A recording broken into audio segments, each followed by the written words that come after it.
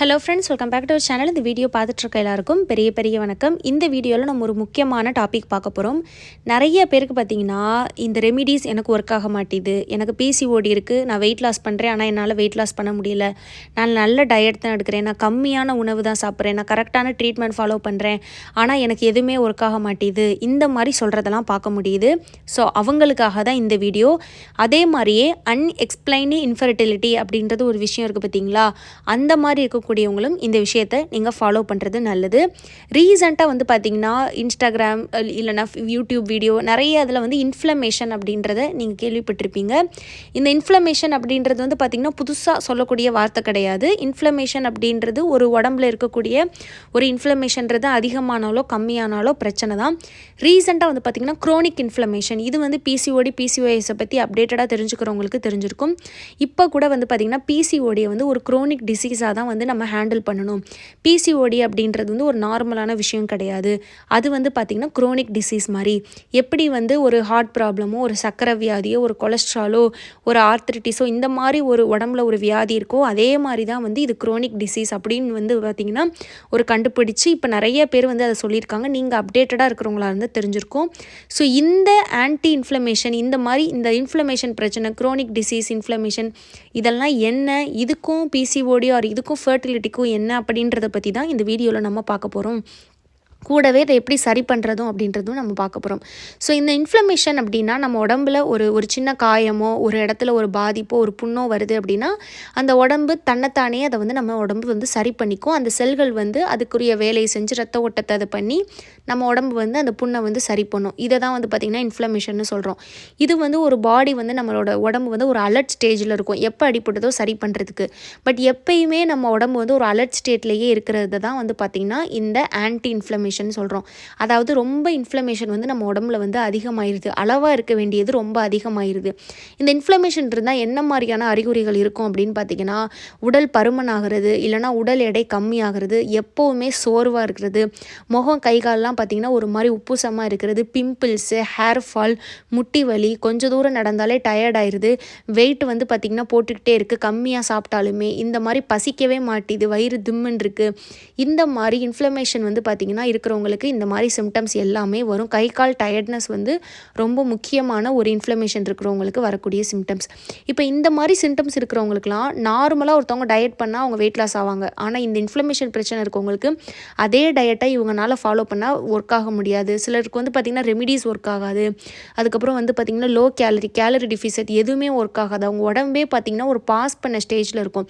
அவங்களுக்கு even treatment கூட help பண்ணாது. இதை தான் வந்து பார்த்திங்கன்னா Kronig disease, Kronig inflammation, PCOD அப்படின்னு சொல்கிறாங்க. இப்போ இந்த மாதிரி இருக்கும்போது, இந்த உடல்நிலை இருக்கும்போது ஒருத்தவங்க ட்ரீட்மெண்ட் எடுத்தாங்களோ இல்லை ரெமிடி ப்ரெக்னன்சிக்கு ட்ரை பண்ணுறாங்களோ அவங்களுக்கு ஒர்க் ஆகாமல் போகலாம். இதுதான் அன்எக்ஸ்பிளைன் இன்ஃபர்டிலிட்டி இல்லைன்னா ட்ரீட்மெண்ட் ஒர்க் ஆகாமல் போகிறதுக்கு காரணம். இப்போ இதை வந்து எப்படி கண்டுபிடிக்கிறதுக்கு நமக்கு இருக்குது அப்படின்னு பார்த்திங்கன்னா சிஆர்பி, அதாவது ஒரு ப்ரோட்டீன் பிளட்டில் இருக்கிற லெவலை வந்து கண்டுபிடிப்பாங்க. ஈவன் நீங்கள் வந்து உங்களோட தைராய்டு இல்லை ஹார்மோன் இல்லை பிளட் டெஸ்ட் ஏதாவது கொலஸ்ட்ரால், லோ ஹெச்டிஎல், எல்டிஎல் இந்த மாதிரி, அதாவது ப்ரெக்னென்சி ரிலேட்டட் கிடையாது, ஒரு என்டையர் செக்கப் பிளட் டெஸ்ட் எடுத்திங்கன்னா அதில் சிஆர்பி அப்படின்றது கண்டிப்பாக இருக்கும். அதை வச்சு உங்களுக்கு இன்ஃப்ளமேஷன் இருக்கா இல்லையா அப்படின்றது கண்டுபிடிக்கலாம். அப்படி இல்லைனா இந்த அறிகுறிகள் இருக்கிறவங்களுக்கு இன்ஃப்ளமேஷன் இருக்கிறதுக்கு நிறைய வாய்ப்பு இருக்குது. ஸோ இப்போ இந்த மாதிரி இருக்கிறவங்களுக்கு என்ன மாதிரியான விஷயங்கள் பண்ணணும் அப்படின்னு பார்த்தீங்கன்னா, ரெண்டு வந்து சிலருக்கு வந்து இது டெம்பரவரியாக இருக்கும். உடம்புல ஏதோ ஒரு சின்ன பிரச்சனை, அதனால இந்த இன்ஃப்ளமேஷன் வந்துருக்கும்.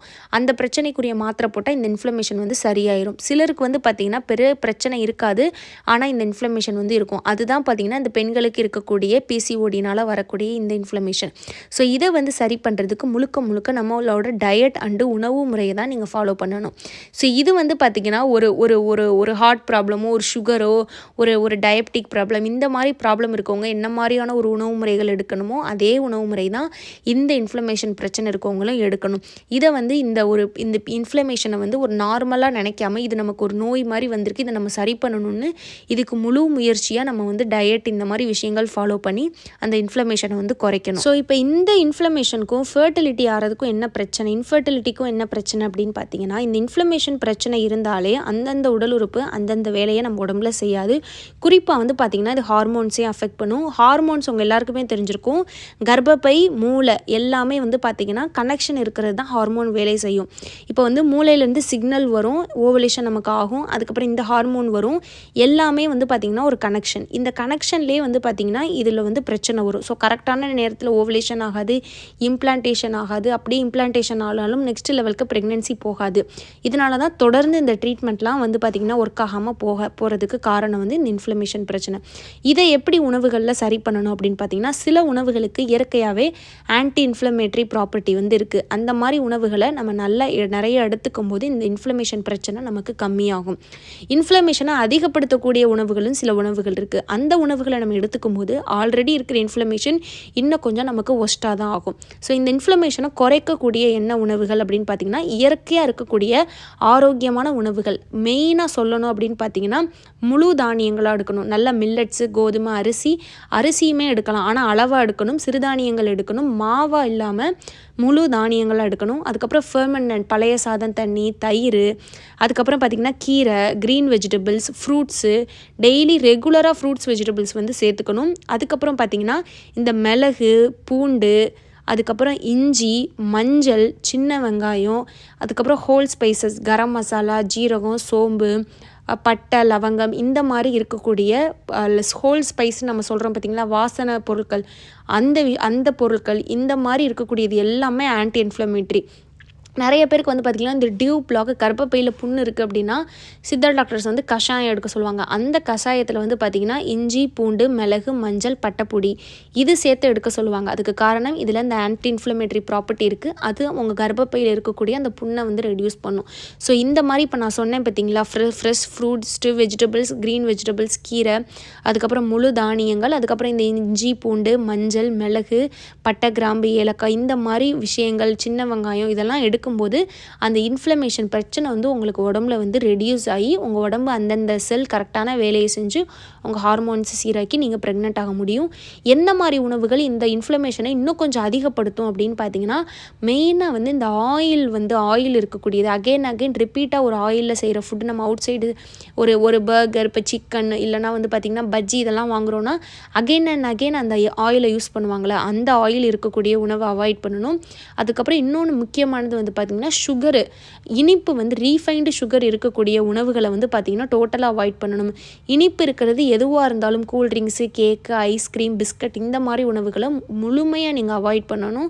எப்போயாவது வந்து பார்த்திங்கன்னா எடுத்துக்கலாம். பட் இது ரெகுலராக எடுக்கிறது, ஒயிட் சுகரை டெய்லி எடுக்கிறது, அதுக்கப்புறம் பிஸ்கட் சாப்பிட்றது அடிக்கடி, இந்த மாதிரி நாம் நார்மல்னு நினைப்போம். பட் அது வந்து நம்ம உடம்புல வந்து ஒரு பெரிய பிரச்சனையே நமக்கு தரும். ஸோ அந்த மாதிரி உணவுகள் நிற்கணும். அதுக்கப்புறம் பார்த்திங்கன்னா ரெட் மீட்டு, மட்டன், அதுக்கப்புறம் பீஃபு, போர்க், இந்த மாதிரி உணவுகள் ஒருவேளை சாப்பிட்ற பழக்கம் இருக்குது அப்படின்னா அதை வந்து நீங்கள் கம்மி பண்ணணும். அதுக்கப்புறம் பார்த்திங்கன்னா ஃபிஷ்ஷு, சிக்கன், எக்கு இதெல்லாம் வந்து எடுத்துக்கலாம், பிரச்சனை இல்லை. பட் ரெட் மீட்டுன்னு சொல்லக்கூடிய மட்டன், பீஃப், போர்க்கு இதை வந்து அவாய்ட் பண்ணணும்.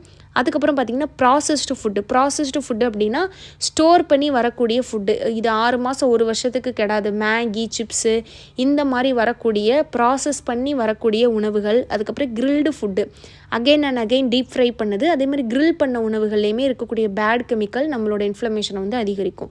ஸோ இந்த மாதிரி உணவுகள்லாம் வந்து பார்த்திங்கன்னா நீங்கள் எடுக்கக்கூடாது. நான் சொன்ன மாதிரி ஹோல் உணவு, கீரை, தானியங்கள், பட்டை, கிராம்பு, இந்த மாதிரி குடிக்க உணவுகள் எடுக்கணும். இதை தான் வந்து பார்த்திங்கன்னா ஆன்டி இன்ஃப்ளமேஷன் டயட் அப்படின்னு சொல்லிட்டு எங்கே பார்த்தாலும் இன்ஃப்ளூயன்ஸ் சொல்லிகிட்டு இருக்காங்க. நீங்கள் வந்து இவ்வளோ இப்படியே பார்த்து எடுக்கணும்னு கிடையாது. நல்ல நம்ம ஆரோக்கியமான உணவுகள் எடுங்க. மஞ்சள், மிளகு, ஜீரகம் இதெல்லாம் நிறைய சேர்த்துக்கோங்க. ப்ராசஸ்டு ஃபுட்டை வந்து நீங்கள் எடுக்காதீங்க. இதை பண்ணிங்கனாலே உங்களுக்கு வந்து பார்த்திங்கன்னா இந்த இன்ஃப்ளமேஷன் ரெடியூஸ் ஆகி உங்களுக்கு ஆட்டோமேட்டிக்காக உங்களுக்கு வந்து பார்த்திங்கன்னா ஓவலேஷன் நடந்து நீங்கள் ப்ரெக்னென்ட் ஆக முடியும். ஸ்ட்ரெஸ்ஸு இது கூடவே வந்து பார்த்திங்கன்னா ஸ்ட்ரெஸ் இல்லாமல் பார்த்துக்கணும். அதுவும் ரொம்ப ரொம்ப ரொம்ப ரொம்ப முக்கியம். இதுக்காக தான் இந்த வீடியோ. நிறைய பேருக்கு நம்ம சேனலில் இருக்கவங்களுக்கு இந்த இன்ஃப்ளமேஷன் பற்றி டவுட் இருந்திருக்கும். அதுக்காக தான் இந்த வீடியோ. உங்களுக்கு வேறு டவுட் இருக்குன்னா கமெண்ட்டில் கேளுங்க. என்னோட பேர் ஸ்ரீஜா அண்ட் இந்த வீடியோ பார்த்த எல்லாருக்கும் ரொம்ப நன்றி.